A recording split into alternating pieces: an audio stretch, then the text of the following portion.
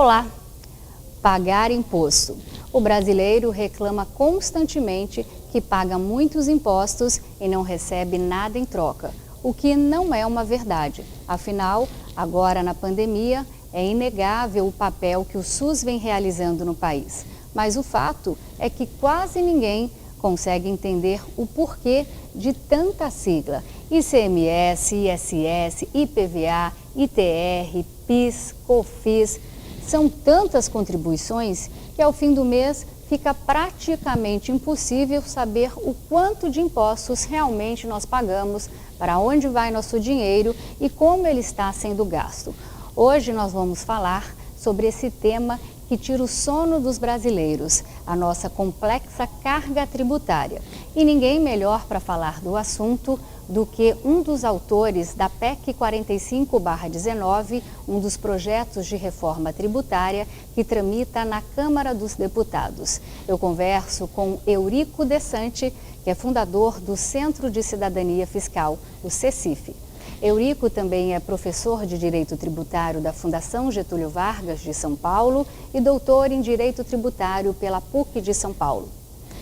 Boa noite, professor Eurico. Bem-vindo ao programa Laura Campos Entrevista. É um prazer recebê-lo para falar de um assunto tão importante para o bolso dos brasileiros.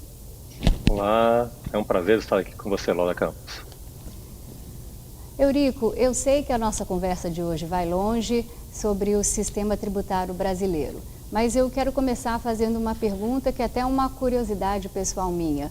O nome do Instituto acabou juntando duas palavras que hoje elas ficaram tão distantes no Brasil de hoje, a cidadania e a consciência fiscal. Qual foi o intuito de juntar esses dois conceitos?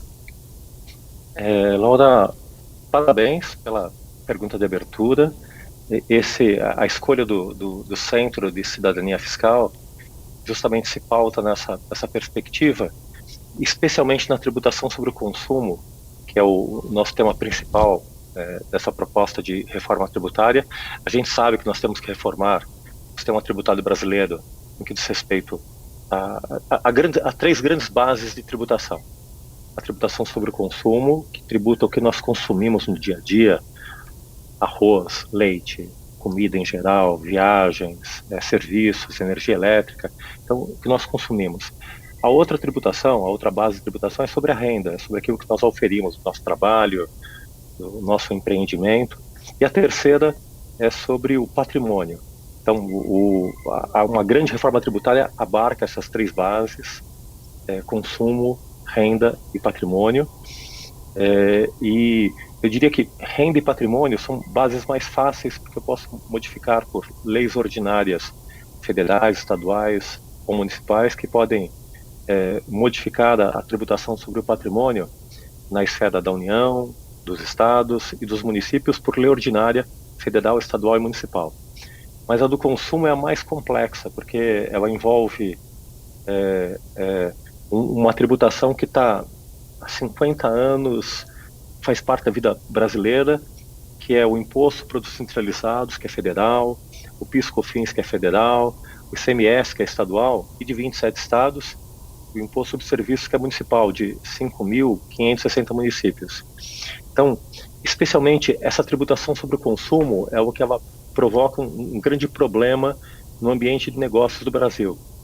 E é isso que a gente está focando em especial nesse primeiro momento, que é a tributação sobre o consumo, e ela tradicionalmente é uma tributação indireta, que é tributada pelas empresas. E aí eu tenho um problema, porque as empresas são pessoas jurídicas que têm esse custo de transação na carga tributária, mas que passam o custo para o consumidor final, que muitas vezes não acaba percebendo quanto é a carga tributária. Então, o grande desafio, que você percebeu muito bem, da cidadania fiscal, é o deixar transparente e claro para o consumidor final quanto ele paga de carga tributária, para poder discutir nas eleições federais, estaduais e municipais a carga tributária que ele tem sobre o consumo e poder discutir políticas públicas e gasto público, qualidade do gasto público, educação, saúde, se empoderando nesse debate. Hoje em dia, quem debate isso são as empresas, que são biombos artificiais, não é? Na verdade, quem custeia isso é o cidadão, mas ele não sabe. Professor Eurico, uma outra curiosidade pessoal, o senhor é doutor, é mestre em Direito. Por que o senhor decidiu seguir a carreira tributária? Lauda Campos, ótima pergunta. Tem um filme chamado Tropa de Elite, que eu assisti aqui perto da Paulista, aqui perto da minha casa. Fiquei muito emocionado a primeira vez que eu vi, que era a primeira vez que eu vi o Tropa de Elite 1, uma corporação pública sendo elogiada, do BOP, que tinha os seus aspectos truculentos, mas era uma corporação pública que funcionava. No Brasil funcionando, né? A gente sempre viu o Brasil que não funcionava. Eu fiquei emocionado com aquilo, mas atacavam ali o sistema policial, a questão da segurança pública, sobre a perspectiva que havia o problema do policial corrupto, do traficante, do usuário de drogas. Enfim, acho que foi um filme que mobilizou muita gente. E depois eu assisti o Tropa de Elite 2, que dizia que agora o inimigo é outro, é o sistema. E o fato é que isso me provocou uma grande reflexão na minha própria vida como professor. Eu senti que há mais de 20 anos fiz mestrado, doutorado dentro da caixinha do direito e sempre questionando que o problema era o judiciário, o problema eram os tribunais administrativos, o problema eram os agentes fiscais, o problema eram os empresários, enfim, o problema eram os operadores.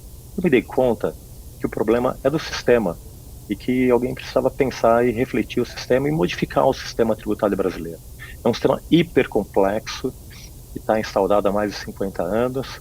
Então eu me senti muito motivado a sair do espaço de sala de aula em que eu influenciava alunos jovens, não é, para sair para o mundo da vida, para estar discutindo com empresários. Eu tenho discutido muito com o pessoal do agronegócio aí do Mato Grosso, tenho discutido com deputados, senadores e tenho percebido que todos nós juntos, né, e mais ou menos esse é o processo, nós juntos fazermos a nossa reforma tributária, não a reforma tributária que o governo quer, mas a reforma tributária que o setor produtivo, que o cidadão brasileiro, fechando com a tua primeira pergunta, não é, da ideia de cidadania fiscal, o que nós queremos pagar de imposto no Brasil para realizar as políticas públicas, os gastos públicos que nós queremos.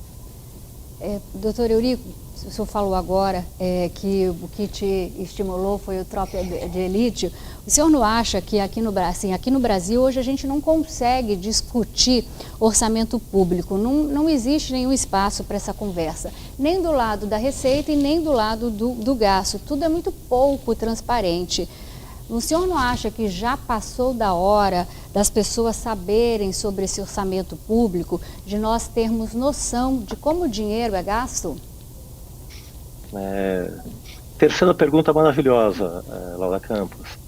O fato é que o Estado é nosso, o dinheiro público é nosso e é um problema estrutural no direito tributário brasileiro, que é uma desconexão entre tributação e despesa pública, em quem está financiando o Estado e como estão sendo gastos esses recursos do Estado. Há uma falta de percepção das pessoas e das pessoas mais simples, das pessoas mais sofisticadas, das pessoas com mais poder aquisitivo, sobre quem efetivamente está financiando o Estado. Isso causa um grande problema de exercício de cidadania e um grande problema de legitimação dos gastos públicos. Então, esse é um grande desafio. Então, eu acho que um novo sistema tributário ele pressupõe essa aproximação entre receita pública, em quem está pagando, quem está financiando o Estado, e gasto público, como eu estou efetivando esses gastos, de forma a ter uma interferência entre quem está custeando esse sistema, quem está recebendo de alguma forma esse retorno, através da educação e de saúde pública. Então, esse é um ponto central. Assim, não dá para discutir só tributação, sem discutir gasto público, e a peça fundamental desse debate é justamente o orçamento público. Muito bem pontuada essa sua questão. Vamos falar de imposto em si. O brasileiro, de forma geral, a gente sente que nós pagamos muito impostos. Como eu disse na abertura do programa, e o senhor também já falou, são tantas siglas, IPTU, IPVA, ICMS, ITR, ISS, que realmente fica difícil de entender o que está se pagando. Nós temos a sensação de que o retorno é muito pequeno em questão de educação de qualidade, de saúde e eficiência, de infraestrutura. Eu queria entender, historicamente, como é que nós chegamos nesse modelo atual, que é uma confusão, né, de pagar uma carga tributária de 33% de imposto. Quarta pergunta, excelente, Roda Campos. Nós começamos isso há cerca de 50 anos. As bases clássicas de tributação é a tributação sobre a renda, que nós oferimos de rendimento do trabalho ou do exercício da atividade empresarial, a tributação sobre o patrimônio, que é sobre os nossos bens, sobre a nossa propriedade, sobre veículos automotores, sobre propriedades rurais, que é um imposto bastante direto. A gente sabe quem é que está pagando, é o proprietário do imóvel, é o proprietário do carro. Então, essas são bases clássicas e, de certa forma, tudo anda bem no Brasil. Há um grande debate que essa tributação sobre a renda e sobre o patrimônio é baixa no Brasil, mas o Brasil é um país pobre. Então, é um processo histórico que todos os países já enfrentaram. Então, eu acho que a gente anda bem nesse sentido, tem que avançar. Eu acho que o movimento agora da reforma tributária é aumentar a tributação sobre o patrimônio e sobre a renda das pessoas físicas, em especial no Brasil. Agora, um grande problema que nós temos de design normativo aconteceu há 50 anos, com a emenda número 18 de 1965, que aconteceu no período militar, que, respeitando a situação política brasileira, dividiu a tributação sobre o consumo, a base sobre o consumo, em 3 grandes bases. A tributação sobre a indústria, que era a mais interessante, que incidia sobre a indústria de automóveis, sobre aquela indústria crescente da década de 50, de 60 no Brasil, ela ficou para a União. É claro que tinha maior poder e era um período militar de centralização, naturalmente a melhor base ficou com a União, que era o Imposto sobre Produtos Industrializados. A tributação sobre o comércio, que é a segunda melhor base, ficou repartida entre 27 estados. E a tributação sobre os serviços, que à época incidia sobre eletricista, encanador, alfaiate, sobre as profissões individuais, ficou delegada a um terceiro nível aos municípios. Laura, mas acontece que nesses 50 anos o mundo mudou e a economia mudou. A indústria foi perdendo força e perdendo relevância no PIB, o comércio foi ressignificando e os serviços ganharam muita relevância nessa economia digital, e hoje em dia praticamente os serviços são o ponto mais relevante da economia. A indústria perdeu força e o comércio se equilibrou. Acontece que nós dividimos a tributação entre indústria, comércio e serviços, e na economia moderna não dá para mais distinguir o que é indústria, o que é comércio e o que é serviços. E nós ficamos com uma tributação fragmentada. A União tributa a indústria através do IPI, passou a tributar também indústrias e serviços através do PIS e COFINS, outra sigla complexa, com dois tributos específicos. Nós ficamos com 27 ICMS, um para cada estado. Por empresário, é uma tremenda dificuldade estar se adequando a cada legislação.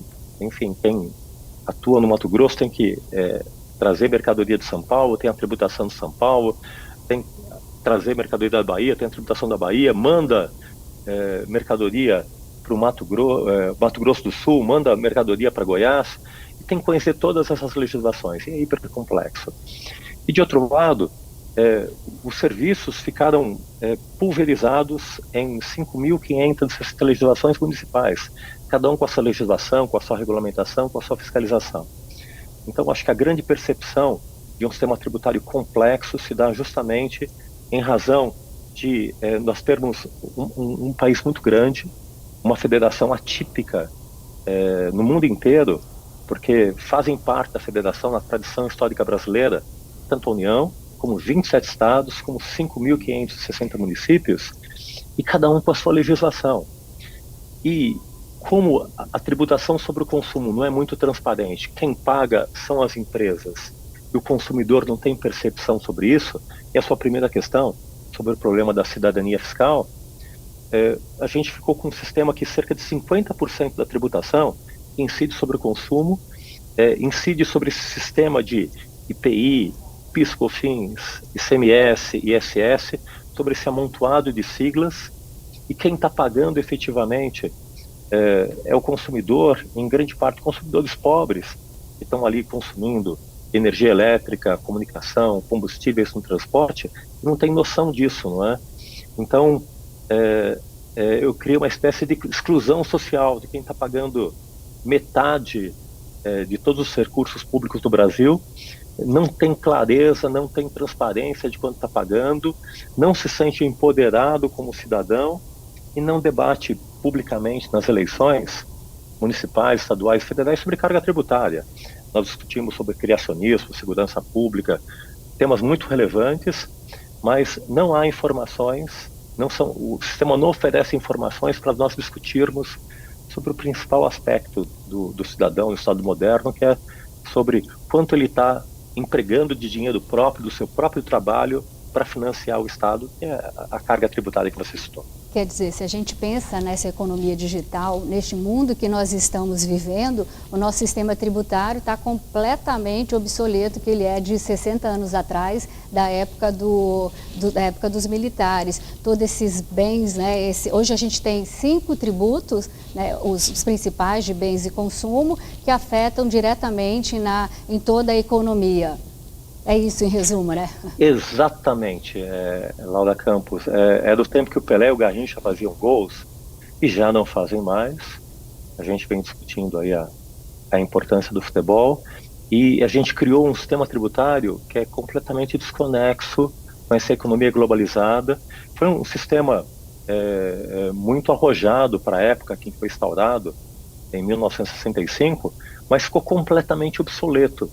E faz parte disso tudo, não é? Porque o mundo todo evoluiu, a Europa mudou os seus sistemas tributários, a política foi evoluindo, e o próprio sistema democrático cria um grande desafio para realizar a reforma tributária, porque ele tem uma série de players, e com o tempo, estados, União e municípios vão dando benefícios fiscais, e com isso vão criando blocos políticos que se favorecem de alguma forma com isso, se acomodam com isso e acabam se opondo a qualquer reforma que tire esses benefícios. Mas o fato é que esses benefícios acabam incrementando o custo do Brasil e todos nós perdemos, né? Então, o grande desafio agora é nós reassumirmos uma posição de nação. A situação da Covid, da pandemia, de tudo isso, acho que trouxe uma crise muito importante, colocando em destaque a importância da despesa pública, a importância da saúde, a importância da educação à distância, a importância da tecnologia, né? Estamos aqui agora mediados por tecnologia de informação, o mundo mudou completamente, há uma completa integração entre indústria 4.0, a prestação de serviços, o comércio, e também é uma certa forma de incremento de serviço às atividades, e o mundo mudou.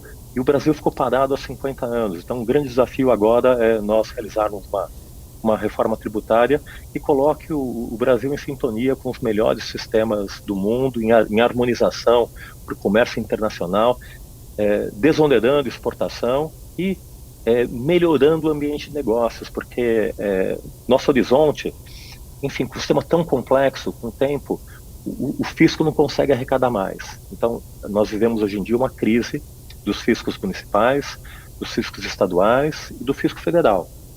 Então, e não tem mais investimento público para bancar crescimento, para bancar infraestrutura, para bancar estradas, ferrovias. Então, agora é hora de nós criarmos um ambiente em que o empresariado possa investir e que entre dinheiro no Brasil através de um ambiente de negócio favorecido, de um sistema tributário de alta qualidade e não onere o empreendedorismo e o trabalho. Vamos para um breve intervalo e já voltamos com o diretor do Centro de Cidadania Fiscal, Eurico Desante.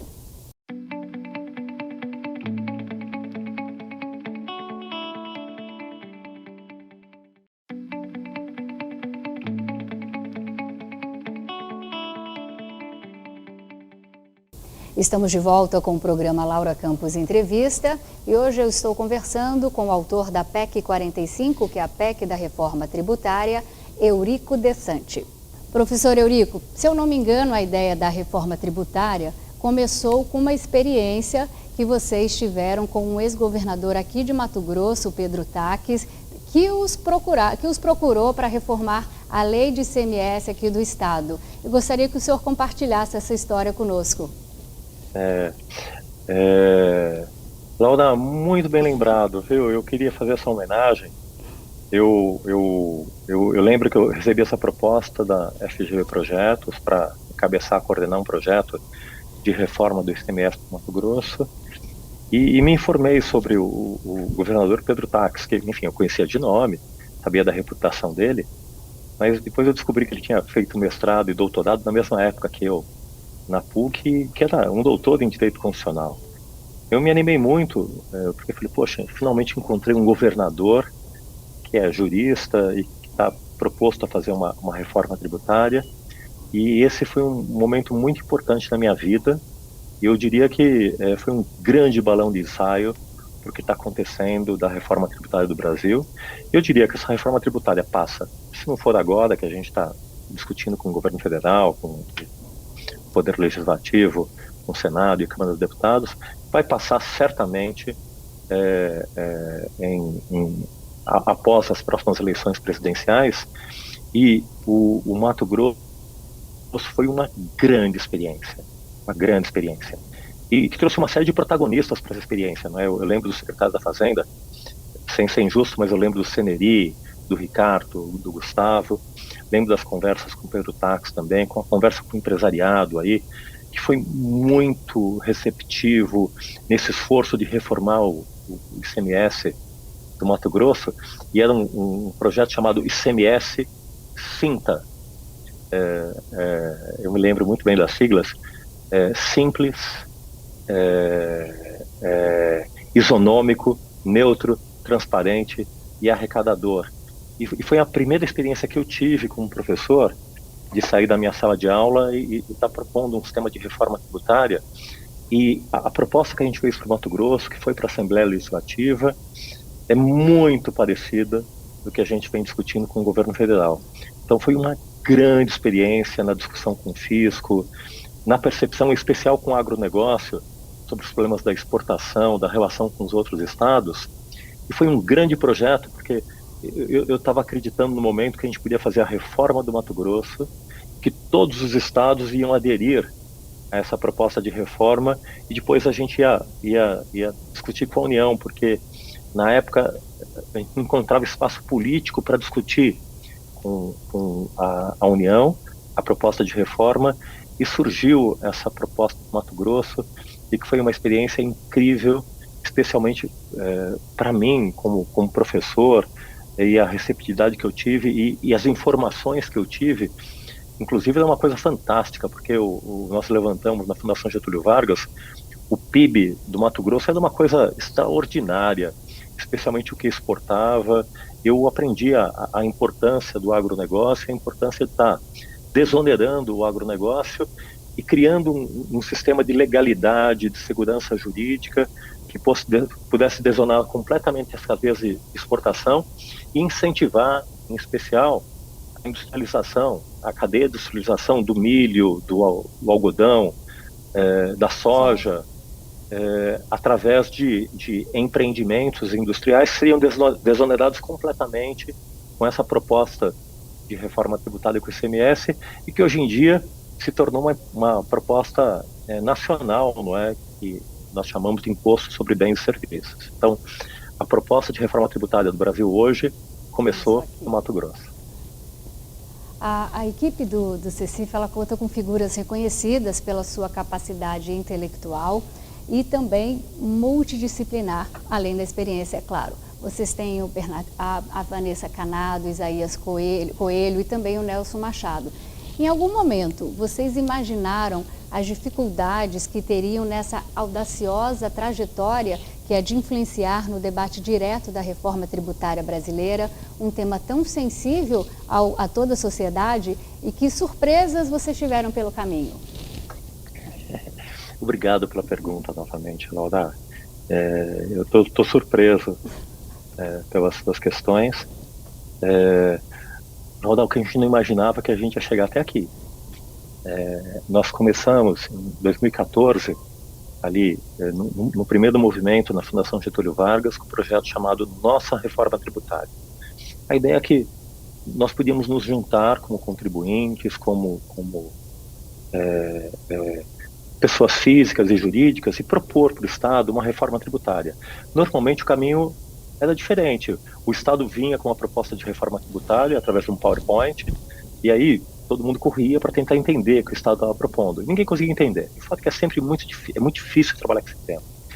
Então, eu me lembro até, hoje eu almocei num restaurante chamado Tapo, que comecei essas conversas com o Isaías, o Bernardo Api, o Nelson Machado, e hoje, especialmente, eu recordei isso. Eu tenho morado da Bahia, voltei para São Paulo esses últimos 3 dias, então estou lembrando de tudo isso, e a nossa ideia era começar a reforma tributária de baixo para cima, para que todo empresariado abraçasse essa proposta, para que os estados abraçassem essa proposta, os municípios abraçassem a proposta, os agentes fiscais abraçassem essa proposta, e mais que abraçassem, formulassem a proposta.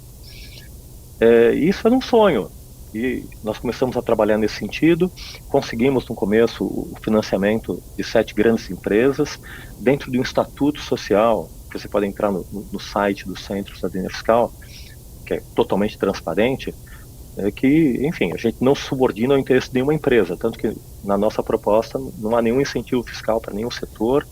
O que o empresariado quer, Laura Campos, é empresariar e ter ambiente de negócios. Já percebeu que o benefício fiscal é risco. Então, me dá um ambiente tributário claro, seguro, transparente, em que eu possa definir meus preços, meu ambiente de negócio, que eu possa investir efetivamente, e vai vir muito dinheiro para o Brasil, mas muito dinheiro, muito recurso, porque o Brasil tem energia elétrica abundante, tem combustíveis, biocombustíveis, tem mão de obra, tem todo um ambiente para qualificação de educação. Então, nós sabíamos disso. Então, foi natural a aproximação para os maiores experts mundiais. O Bernardo Api tinha proposto a reforma tributária em 2007 e é um economista formado em física quântica, com uma formação extraordinária. O Nelson Machado foi ministro da Previdência e do Planejamento, conhece tudo de orçamento público em especial, conhece ambiente de política, conhece ambiente de governo, e eu chamo ele de Ademir da Guia, um cara com habilidade de meio de campo, sabe conversar, sabe ouvir, sabe liderar. O Isaías Coelho, que trabalha comigo desde 2010 no Estudos Fiscais, foi o primeiro convocado no concurso da Receita Federal, foi subsecretário da Receita, ele foi primeiro colocado no Banco do Brasil, optou pela Receita, se aposentou com 50 anos, trabalhou 20 anos no FMI em Washington, fez reforma tributária em mais de 20 países do mundo, e a Vanessa Canado, que começou no Cecife e depois se tornou assessora do Guedes nos últimos anos, agora é o Isaías Coelho. Ela é brilhante, estudiosa, se aproximou de economia, se aproximou de contabilidade. Então a gente montou um Dream Team financiado por grandes empresas multinacionais, muito bem intencionadas, em fazer um sistema completamente transparente, isonômico, funcional, trazendo as melhores práticas mundiais. E Laura, nós temos todos esses dados no mundo, assim, a gente sabe todos os países que deram certo e que não deram certo no mundo. Então é uma pesquisa empírica muito simples, e a proposta que nós temos trazido no decorrer desses anos é a proposta de trazer, como a gente tentou e trabalhou, e eu acho que teve sucesso nesse sentido, na experiência com Mato Grosso. Nós tentamos trazer um melhor sistema tributário para o Mato Grosso, enfim, tivemos entraves naturais, mas a proposta agora é trazer o melhor sistema tributário do mundo para o Brasil. Então, além de exportar futebol, a gente vai exportar sistema tributário nacional. Professor Eurico, você acabou de falar que o sistema tributário, essa reforma tributária, é um fato. Que vocês querem trazer, já tem o Green Team, né, já fizeram a proposta do Green Team, e que vocês querem trazer o melhor sistema tributário do mundo para o Brasil também. Mas eu gostaria que o senhor explicasse como é que isso pode melhorar, de fato, as pessoas que estão nos assistindo, que são aquelas que realmente necessitam dessa reforma tributária. Outra pergunta maravilhosa, Laura. O sistema tributário é uma coisa muito abstrata, não é? As pessoas têm dificuldade de entender o que é tributo, é um tema abstrato, muitas vezes reservado à academia, o que é um equívoco. O fato é que um bom sistema tributário, em primeiro lugar, não atrapalha o empreendedorismo. Eu acho que a pandemia teve um ensino muito importante. Eu sou um menino que nasci eu era um menino que nasci no ABC Paulista, filho de ferramenteiro, que trabalhava na Volkswagen, na Carmanguia, que tinha, de certa forma, uma oposição em relação ao empresariado, porque a minha impressão era que o empresariado explorava o meu pai, que era um operário. Com o tempo eu fui entendendo, um avanço com a academia, que na verdade é que o empresariado cria empregos. E a pandemia demonstrou isso, não é? O governo pode se esforçar, como os sistemas de esquerda tentaram fazer esse trabalho. O governo pode se esforçar no sentido de distribuir renda, mas é pouco eficiente. Então, como é que eu vou distribuir? Como é que eu vou distribuir de uma forma meritocrática o dinheiro? Quem trabalha mais, quem trabalha menos? Como eu posso afetar a livre iniciativa? Tudo isso é um grande desafio. E eu acho que a pandemia demonstrou que quando o empresariado deixa de operar, eu deixo de distribuir renda. Então, a melhor forma de distribuir renda efetivamente é ter emprego, é ter empreendedorismo, incentivar as pessoas a serem empreendedores. E com o tempo a gente foi aprendendo isso, né? Hoje em dia, com todos os sistemas de MEI, microempreendedorismo, as pessoas deixaram de ser empregados para serem empreendedores.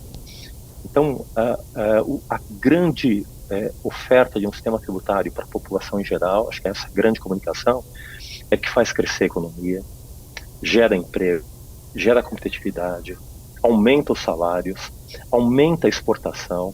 Quando eu desonero completamente a atividade empresarial, o custo Brasil das mercadorias e serviços do Brasil reduzem, então vale mais a pena usar um serviço brasileiro ou uma indústria, um produto industrializado no Brasil, que vai ter um preço competitivo, vai ter uma qualidade competitiva.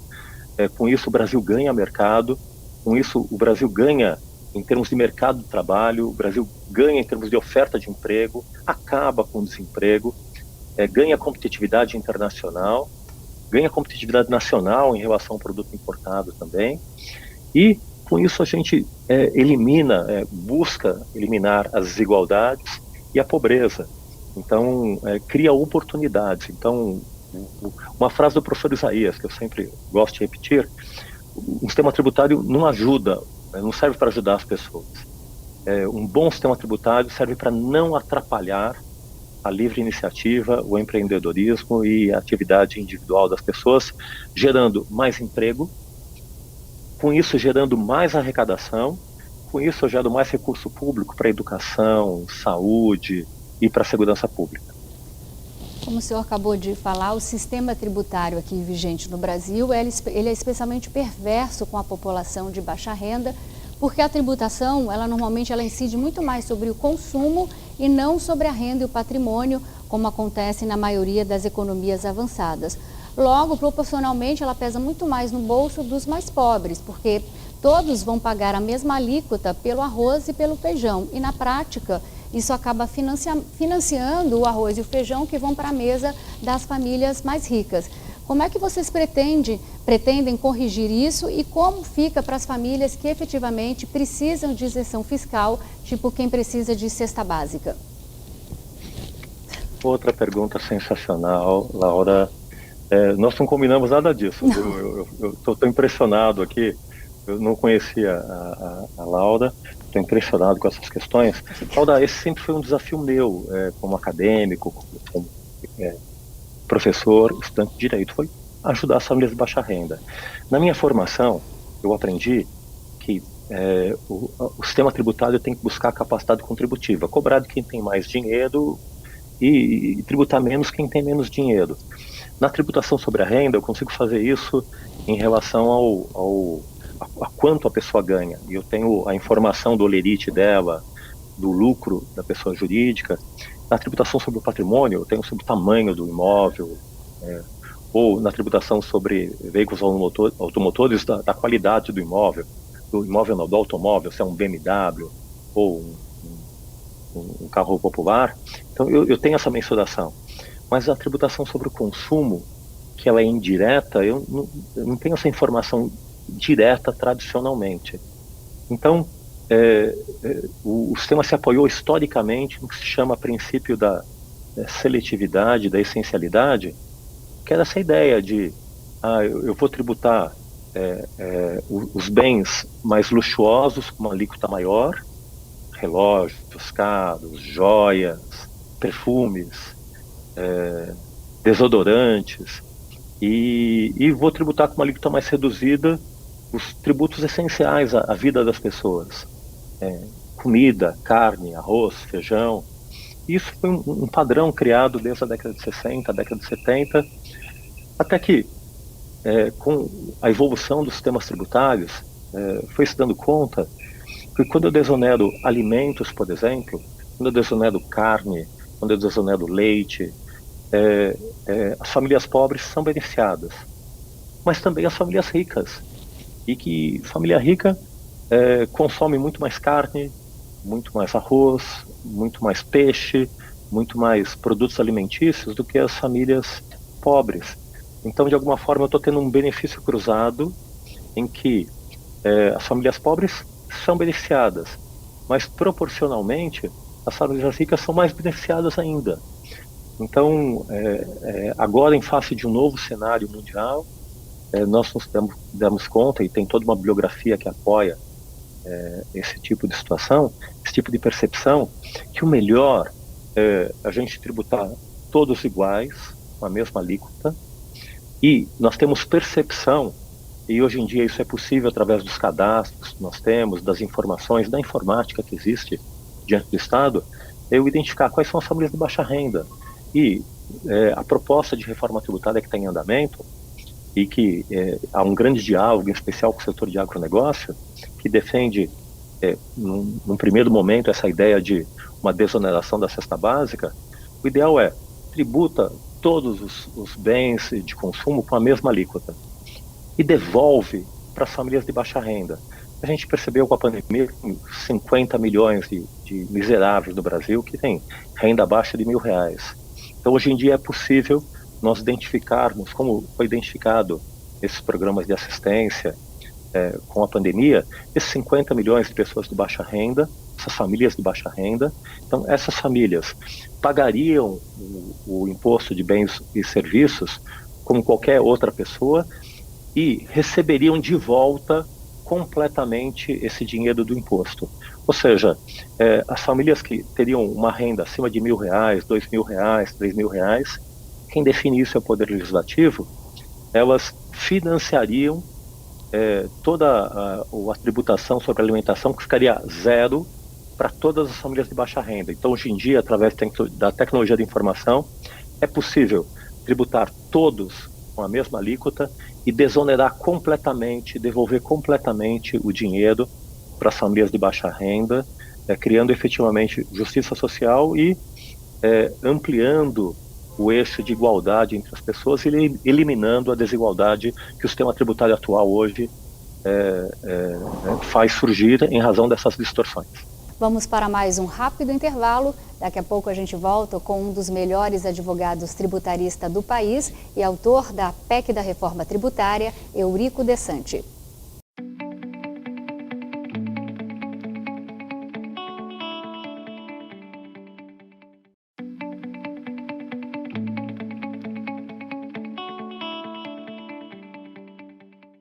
Voltamos com o programa Laura Campos Entrevista e hoje eu estou conversando com o ganhador do Prêmio Jabuti, categoria Melhor Livro Jurídico, Eurico Dessante. Mas hoje o assunto é outro, é a nova reforma tributária que está no Congresso Nacional e que Eurico é um dos autores.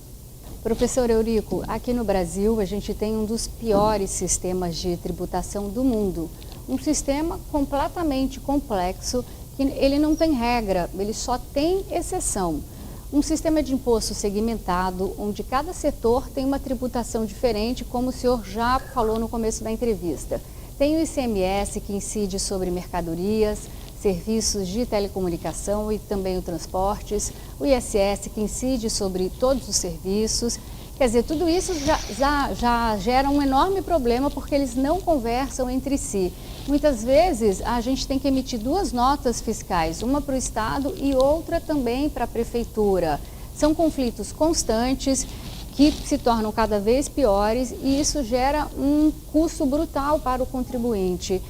Como é que vocês pretendem consertar essa maluquice do sistema tributário brasileiro?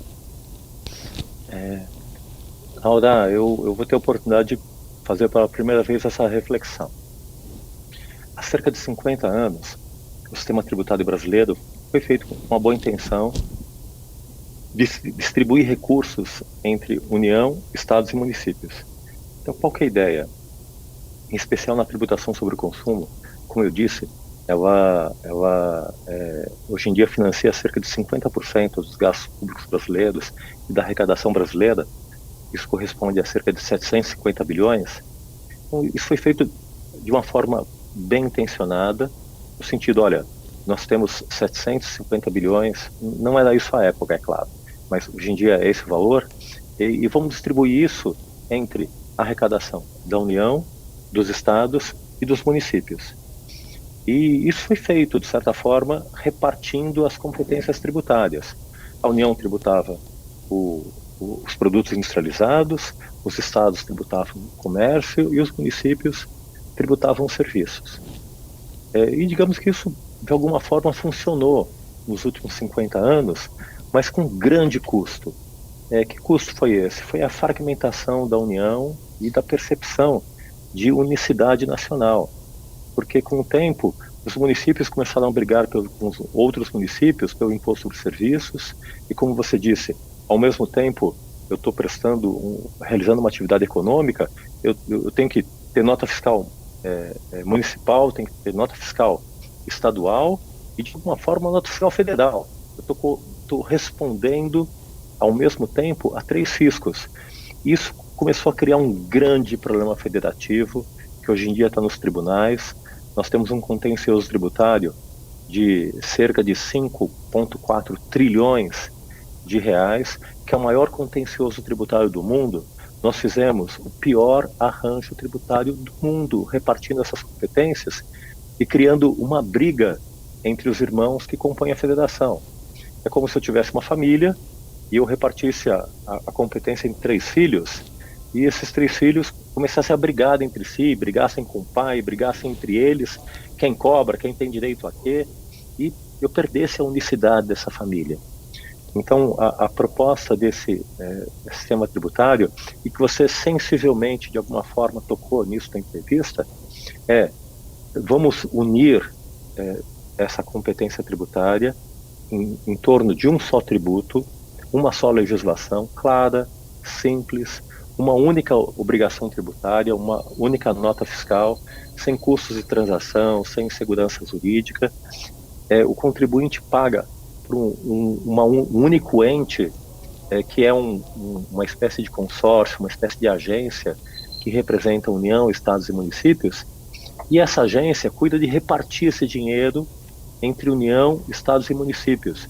Eu simplifico a vida do contribuinte, eu crio uma união de forças da nossa federação, eu aproximo municípios, os 5.560 municípios, 27 estados e a União, no mesmo esforço, está cobrando de uma forma adequada, de uma forma justa, de uma forma correta, sem conflito entre eles, de forma a unir o esforço da fiscalização para estar tributando de forma adequada. O bom contribuinte está atacando os problemas de sonegação, que sempre vão surgir, mas está atacando de uma forma coordenada tudo isso e todos juntos no esforço de trabalhar uma mesma legislação, um único imposto, simplificando drasticamente o sistema tributário. Eu podia dizer que hoje em dia o sistema tributário atual tem mais de 1 milhão de páginas. A gente consegue reduzir isso para 1.000 páginas, que é 1.000 vezes menos. Então, isso é possível, isso requer um grande esforço, e o melhor para ser contado aqui para os seus espectadores, isso está acontecendo. Hoje em dia, nós temos a convergência de 27 estados, nós temos o Rogério Gava, que é o secretário da Fazenda atual do Mato Grosso, tem sido um grande protagonista. A gente vem trabalhando a ideia de um fundo de desenvolvimento regional em torno da reforma tributária, um fundo que se preocupa com a infraestrutura, e nós sabemos que é muito importante aí para as estradas, para a comunicação, toda essa construção que está sendo feita com o Pacífico aí, junto ao Mato Grosso. Nós, além dos 27 estados, nós estamos conversando um diálogo muito produtivo com a Confederação Nacional de Municípios, juntando mais de 5.000 municípios que também estão percebendo que juntos eles são mais fortes. Nós estamos conversando com a Confederação Nacional da Indústria, que está dando um grande apoio a esse movimento, e está num movimento de diálogo muito produtivo com a Confederação Nacional do Agronegócio, da Agricultura, com a Confederação Nacional de Serviços, com a CNF, que representa instituições financeiras, saúde, educação. O fato que nós conhecemos os problemas do Brasil. E a grande lógica que você colocou é essa: primeiro, tributar. Então a gente recebe essas receitas, arrecada os mesmos 750 bilhões, com uma legislação simples, unificada, distribui isso para os entes federados em função do consumo e do destino, e depois, Laura Campos, distribui isso adequadamente através do orçamento público. Ou seja, se eu tenho que dar benefício, não tem que dar um incentivo tributário para uma empresa específica. Eu arrecado primeiro o dinheiro e depois devolvo para fazer justiça para famílias de baixa renda, promovendo mais igualdade. E se eu quero dar incentivo fiscal a uma indústria específica, a um segmento específico, eu faço isso através do orçamento público, que é muito mais transparente, muito mais objetivo, do que fazer através de incentivos tributários. Então, nós estamos de frente de um novo desenho federativo que está acontecendo de fato, pelo menos o debate está avançando de uma forma muito positiva. Professor Eurico, uma dúvida, uma questão que o senhor falou e surgiu agora. O senhor falou que a reforma tributária, o plano é lindo, porém, como o senhor mesmo disse, são irmãos os estados e municípios que estão de costas entre si e acabam brigando. A hora que o senhor tributar todo mundo igual, não vai haver briga entre eles? Como é que o senhor pretende fazer isso, minimizando essas resistências políticas, já que vai ter uma tributação igual para todos os irmãos e eles já estão de costas? Laura, esse é um grande desafio. É um desafio que a gente está operando aqui, nós estamos operando com diálogo. E os estados estão fazendo a sua lição de casa. É impressionante. A gente pode ter muitas críticas a todo esse movimento político que vem acontecendo, mas o fato é que dentro desse governo, essa centralidade, de alguma forma, que vem acontecendo no governo federal, provocou uma série de aspectos positivos. De um lado, eu vejo um grande protagonismo do Poder Legislativo. Eu vejo os deputados mobilizados, eu vejo o Senado Federal mobilizado, em especial o presidente da Câmara dos Deputados atual e o presidente do Senado atual mobilizados no debate sobre reforma tributária. Pela primeira vez eu vi os governadores e os secretários da Fazenda, e aqui eu reitero a participação técnica e precisa. Eu conheci o Rogério Gava aqui no processo de reforma do Mato Grosso. Ele tem tido uma participação muito importante, desenvolvendo essa ideia de um fundo de infraestrutura que é muito importante para o Mato Grosso e muito importante para vários estados brasileiros, e os estados participando desse debate, percebendo que o ICMS não tem mais futuro, é um imposto desgastado, perdido. Então, aconteceu uma descentralização política em que os estados começaram a participar da federação politicamente, trazendo propostas. e os municípios também. Então, há um grande movimento de descentralização política do Brasil, que eu vejo muito claramente nos bastidores, que eu consigo frequentar, que eu tenho a oportunidade de frequentar sobre reforma tributária, que pode não aparecer na mídia, mas é impressionante como a Federação Brasileira, eu atuo há quase 30 anos nessa área, é a primeira vez que eu vejo esse movimento descentralizado.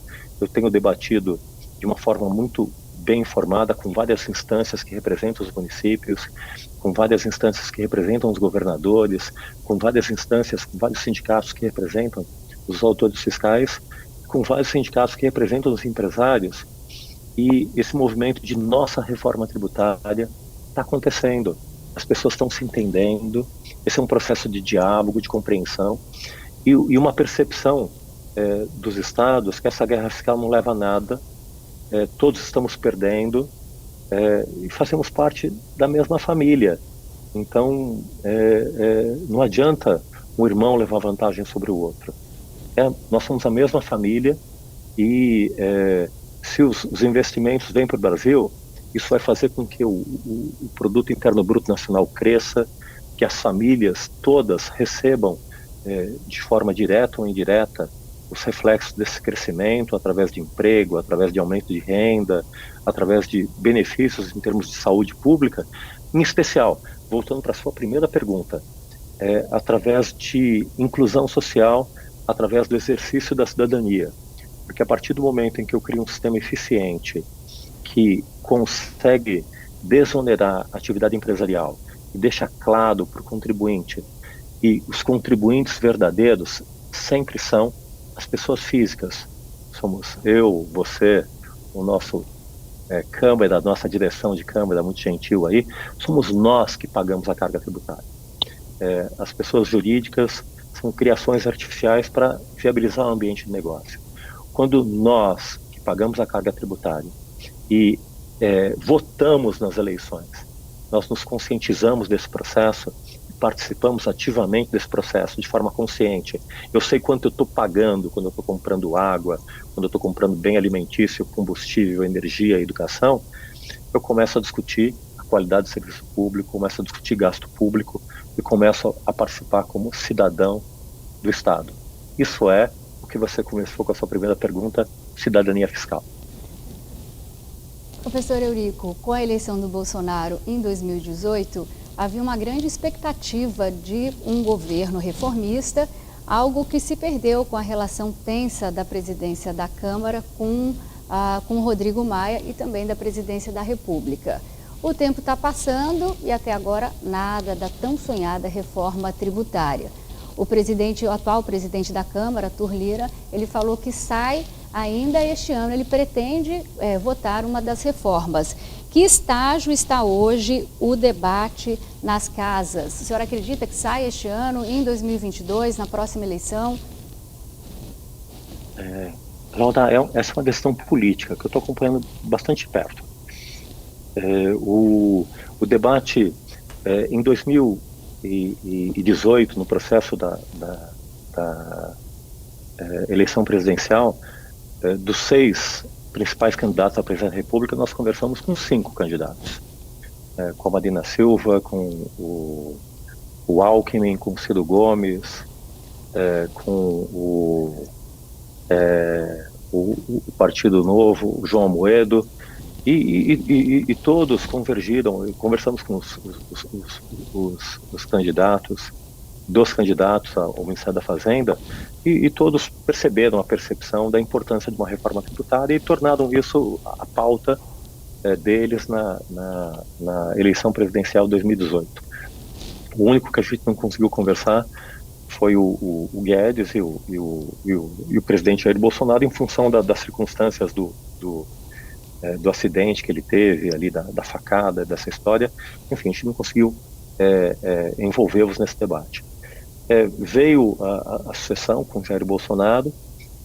O tempo todo nós buscamos diálogo, primeiro com o professor Marco Sintra, que é meu colega da Fundação Getúlio Vargas, e depois esse debate, curiosamente, não veio do governo federal, veio da Câmara dos Deputados, através do presidente da Câmara, do então presidente Rodrigo Maia, que foi um movimento muito interessante do Poder Legislativo assumindo esse debate, a coordenação desse debate, junto com o então presidente do Senado, o Davi Alcolumbre, e esse debate passou por uma sucessão presidencial em função até do conflito político entre a presidência do parlamento, não é, do Rodrigo Maia e do Davi Alcolumbre, e com essa sucessão agora muito mais alinhada com a presidência da República, com o Arthur Lira e com o Rodrigo Pacheco, e a minha percepção é que eles têm essa sensação política que o projeto está amadurecido, o debate avançou muito, como eu disse numa das perguntas que eu respondi no começo, nós não sonhávamos que esse debate poderia avançar tanto, e avançou muito, está muito maduro, se você dá um Google aí sobre reforma tributária, é impressionante a quantidade de material, de discussão sobre o Brasil, de discussão internacional sobre o Brasil, de expectativa da reforma tributária sobre o Brasil. Então, isso é um fato, o tema está maduro.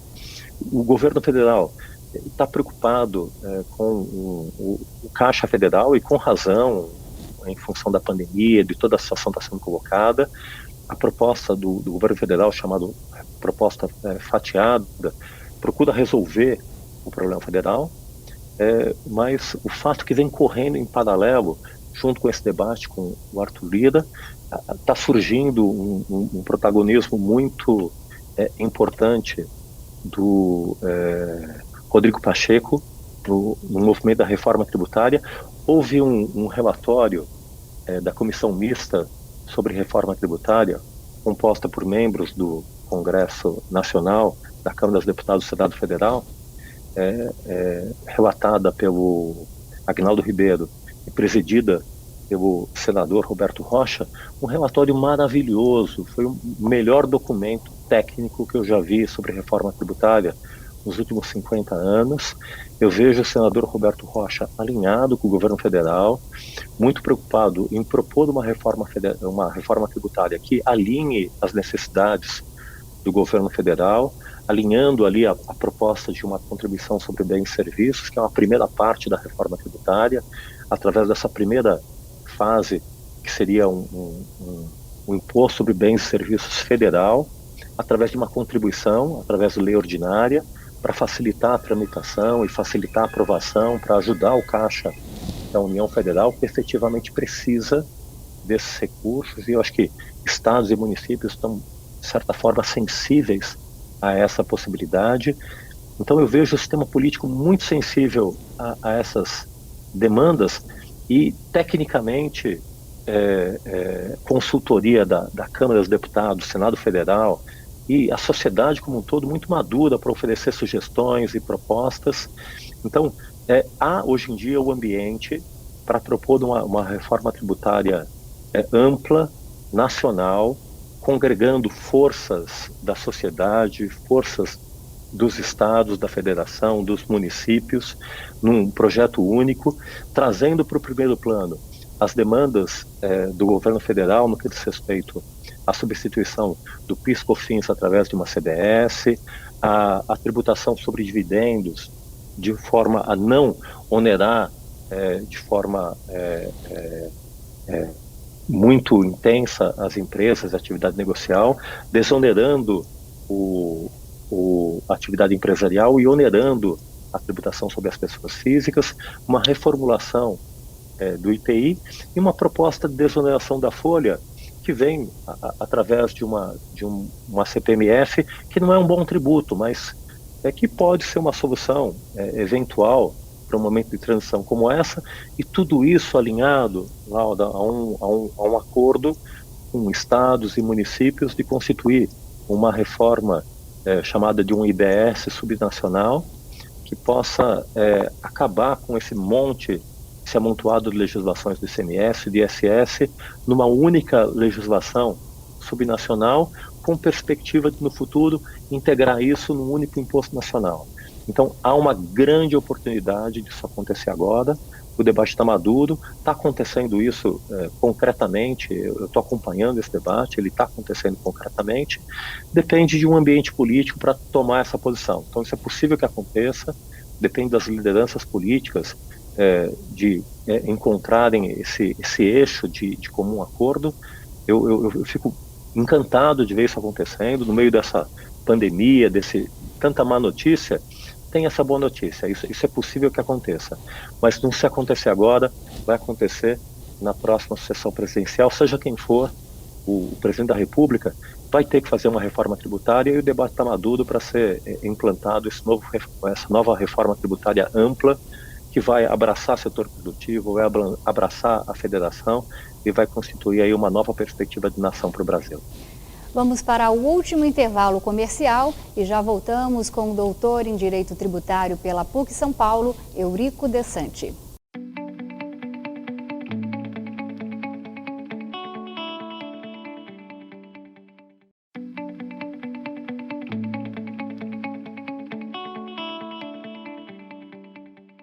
Voltamos com o programa Laura Campos Entrevista e o tema de hoje é a tão sonhada reforma tributária, a PEC 45. E eu estou conversando com um dos autores, o tributarista Eurico Desante. Professor Eurico, o senhor acabou de citar falar sobre reforma tributária fatiada. O ministro Paulo Guedes, em recente fala à imprensa, ele disse acreditar no fatiamento da reforma tributária, o que pode diminuir, talvez até muito, o escopo da própria reforma.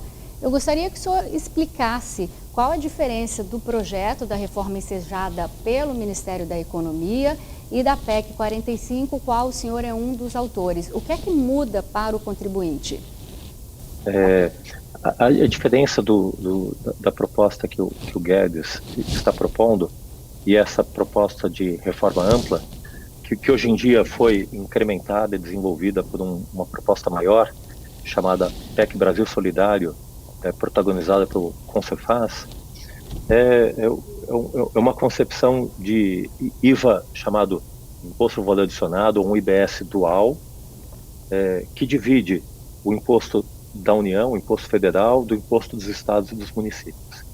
A proposta do Guedes, ela está preocupada em grande parte em resolver a questão da União no que diz respeito ao seu imposto, aos seus dois impostos principais sobre o consumo, que é o Imposto de Produtos Industrializados, o IPI, o PIS e o COFINS, que são contribuições que incidem sobre a receita e o faturamento, discute o imposto sobre a renda, e em especial a tributação sobre os dividendos, e discute a tributação sobre a folha e a possibilidade de uma instauração de uma contribuição sobre movimentação financeira, ou algo nesse sentido, que está em elaboração pelo governo federal, para desonerar a folha de pagamentos. Então, a proposta do Guedes, ela busca resolver os problemas da União.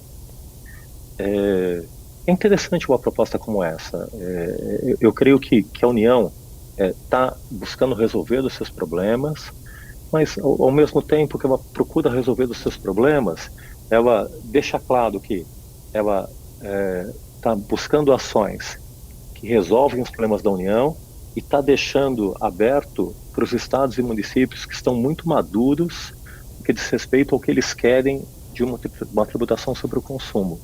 E o que eu enxergo é que estados e municípios estão dispostos a um debate, em especial, de resistência sobre as grandes capitais, que temem perder a arrecadação do imposto sobre serviços, mas eu vejo uma grande maturidade numa unificação dos impostos estaduais e municipais num só tributo. Então, o movimento que está acontecendo hoje em dia da instauração de um imposto sobre bens e serviços subnacional, de um lado com estados e municípios, e de outro lado, um imposto sobre bens e serviços federal. E o esforço que está acontecendo nesse movimento todo de debate é de unificar essas duas propostas no sentido de entregar para a União esse protagonismo de instituir as suas reformas conjuntamente de forma harmonizada com estados e municípios, para que, em especial, no que diz respeito à tributação sobre bens e serviços, eu consiga fazer pelo menos uma unificação material, tanto no que diz respeito à lógica e à legislação, de uma legislação uniforme tanto federal como estadual e municipal, mas com administrações tributárias separadas.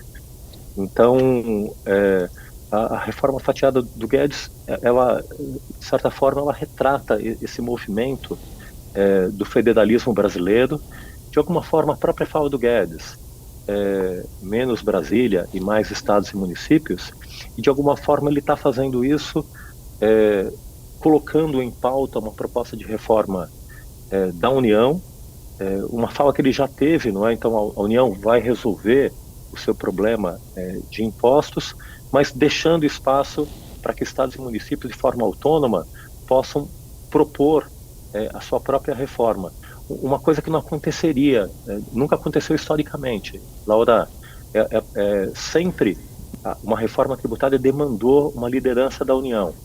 Curiosamente, agora a União fala, eu estou cuidando da minha parte, mas estados e municípios cuidem da sua parte, e eles estão organizados para propor e cuidar da parte deles. Então, isso está acontecendo de fato. Professor Eurico, quando a gente fala de reforma tributária, nós não estamos falando de redução de impostos, mas sim de institucionalização de regras do contencioso tributário, da sua estabilização. Hoje a nossa carga tributária é de cerca de 33% do PIB, ou seja, um terço do PIB. A carga brasileira é muito alta comparando com outros países. Algum dia a gente pode ter esperança de ter uma carga tributária mais baixa? Sim. Todo debate sobre carga tributária é muito influenciado por essa ideia de tamanho de Estado e a expectativa que se reduza a carga tributária. O fato é que a carga tributária é alta porque os gastos públicos são altos. E na minha percepção, como professor e como stakeholder que debate com pessoas informadas sobre tudo isso, em grande parte a carga tributária é alta, não por corrupção ou por problemas de gasto público, por ineficiência e falta de coordenação de gasto público. Falta de eleições claras de prioridades para se gastar o gasto público e transparência e qualidade do gasto público. Então, o grande desafio de um modelo de carga tributária é justamente mudar essa equação de relacionamento. Se eu tentar reduzir o tamanho do Estado, eu não consigo, porque eu tenho gastos fixos com aposentadoria, com saúde, com educação, eu vou mexer em quê? Não é possível esse debate. Então, o primeiro debate sobre carga tributária eu arrecado hoje em dia, em especial no sistema sobre consumo, 750 bilhões, vou melhorar a qualidade do sistema tributário e vou arrecadar 750 bilhões. Mas eu vou dar transparência para você, contribuinte, de quanto você está pagando desses 750 bilhões. A partir do momento em que eu dou transparência para o contribuinte, para nós, pessoas físicas, que elegemos os nossos vereadores, deputados estaduais, deputados federais, senadores, que elegemos nossos prefeitos, governadores e o presidente da República, nós trazemos o debate sobre carga tributária para as eleições. Quando eu faço isso, eu dou consciência às pessoas de quanto elas estão pagando de carga tributária, e, Laura, as pessoas se assustam, porque é muito, e as pessoas não sabem que estão pagando. Hoje em dia, quando uma dona de casa, eu tenho pesquisas da Fundação Getúlio Vargas, da FEA, sobre isso, perguntam para a dona de casa, quanto você está pagando de carga tributária? Eu não estou pagando nada, quem está pagando é o supermercado. É isso. É mentira. Quem está pagando PIS/COFINS, IPI, ICMS, ISS é a dona de casa. E quando eu informo para ela, é você que está pagando esses 33%, ela começa a repensar nos salários dos funcionários públicos, na qualidade de educação que ela está recebendo, na qualidade de saúde que ela está recebendo, na segurança pública que ela está recebendo, começa a questionar esses valores da tributação sobre o consumo, começa a pressionar para baixar a tributação sobre o consumo, aumentar a tributação sobre a renda, aumentar a tributação sobre o patrimônio, e é esse o debate político, inclusivo, informado, que nós precisamos para reduzir despesa pública. Não adianta, por lei, eu vou reduzir a despesa pública por uma reforma tributária. A reforma tributária não passa. Então, primeiro, vamos fazer uma reforma tributária que dê transparência, e provoque inclusão social, o exercício da cidadania fiscal através das eleições, a partir desse debate informado, naturalmente, a tributação sobre o consumo vai reduzir, vai haver uma disputa sobre a tributação sobre a renda e sobre o patrimônio, mas, acima de tudo, vai haver um debate informado sobre a qualidade do gasto público e sobre a eficiência do gasto público. E quem vai decidir sobre o quanto tem que financiar o Estado por essa qualidade de gasto público que nós temos é o cidadão. A tendência é baixar a carga tributária. É interessante o que o senhor falou, professor Eurico, porque às vezes a gente vai ao supermercado, compra o leite, o queijo, o iogurte, cada um com uma tributação diferente, a gente não sabe porque não está lá na nota fiscal, e se bobear é tudo da mesma vaca, né? E a gente não faz ideia de quanto a gente está pagando no final. Então, deixar o imposto mais claro faz toda a diferença para o consumidor, talvez até mais do que a própria redução do imposto em si. Laura, estou lembrando de uma frase agora, do nada, assim, que é sobre o simbólico e o diabólico. O bólico significa sentido, o simbólico aproxima, o diabólico separa. Nosso sistema tributário é diabólico, ele tem várias alíquotas. Alguns estados eu tenho 12 alíquotas para o leite. É o leite desnatado, o semidesnatado, o leite de ovelha, o leite de vaca 1, 2, 3, 4, 5, de várias qualidades. E aí, qual que é a alíquota do leite? Não sei. E eu tenho outra alíquota para o iogurte, uma outra alíquota para a laranja, outra alíquota para a cerveja, outra alíquota para a cachaça. Então, quando eu tenho várias alíquotas, não tenho nenhuma. Então, um grande desafio para a cidadania é não ter mais uma tributação setorial que olha para os setores da economia, que olha para o produto específico, que olha para a pessoa jurídica específica, mas que olhe para o cidadão. Então, eu quero que o girassol que está na minha mesa, que os livros são imunes, mas que o relógio, a eletricidade, o computador que está na minha frente, tudo tem a mesma alíquota. Então, se é 25%, é 25%. É muito. Então vão reduzir para 24%, para 23%, para 22%. Mas se forem múltiplas alíquotas, é o diabo que entra no debate, essa ruptura do simbólico, e eu não consigo mais discutir politicamente qual que é a carga tributária. Daí a importância dessa unificação das alíquotas, dessa simplicidade das alíquotas, e não enxergar mais os produtos, mas enxergar as pessoas. Então, que tenhamos uma alíquota uniforme para todos os produtos, que eu vou discutir politicamente se essa alíquota é adequada ou não, e vamos trabalhar para financiarmos todos juntos as famílias de baixa renda, que não tem porque hoje em dia está sendo tributadas também sobre o consumo da subsistência delas, né? Ainda mais num país como o nosso, que é repleto aí 25% da população de miseráveis, né? Então a gente tem que trabalhar no sentido de nós ajudarmos, especialmente depois da pandemia. Eu acho que esse é um debate muito concreto para esse momento atual. Primeiro, de ajudar as famílias de baixa renda, os miseráveis, e criar incentivos para o empreendedorismo, para criar empregos, para criar riqueza, para criar produtividade, para criar mercado para o Brasil, para criar espaço para o Brasil. E tudo isso a gente consegue fazer através da melhoria da qualidade do sistema tributário. É essa a reforma tributária tão sonhada do professor Eurico de Santos, porque hoje é um clamor da sociedade, né, por serviços públicos de qualidade, que demanda financiamento e gestão. Então, para a gente encerrar, eu pergunto, professor Eurico, qual a sua reforma, qual a reforma tributária dos seus sonhos? Laura, eu acho que, em primeiro lugar, como professor de Direito, é uma reforma que signifique o espaço da lei, da legalidade, que fortaleça os parlamentos, que fortaleça a democracia, que fortaleça a voz do cidadão, que fortaleça a nossa participação no Estado. Eu acho que nós fomos, historicamente, nos distanciando desse ente abstrato que é o Estado. Eu acho que uma reforma tributária tem que aproximar o cidadão do Estado para fazer com que ele se sinta participante, partícipe dessa ágora, né, dessa praça em que todos podemos levantar a mão e dizer, olha, eu concordo com isso está adequado, eu concordo em dar parte do meu patrimônio. Você se referiu aí à carga tributária de 33%, significa praticamente 1/3 do ano que eu trabalho para alimentar o Estado. Então, não tem problema de eu trabalhar 1/3 do meu ano para alimentar esse Estado, mas que esse Estado consiga prover a população de saúde, educação, de serviços públicos, que consiga distribuir renda.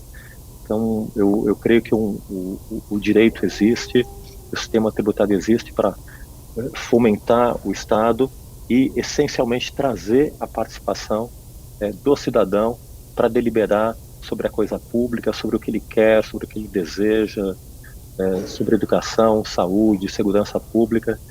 Eu acho que esse é o grande desafio e acima de tudo, assim, eu acho que tem um sentimento de irmandade, assim, um sentimento de pertencialidade, de estarmos juntos, deliberando, conversando, propondo, e o melhor de tudo, isso está acontecendo.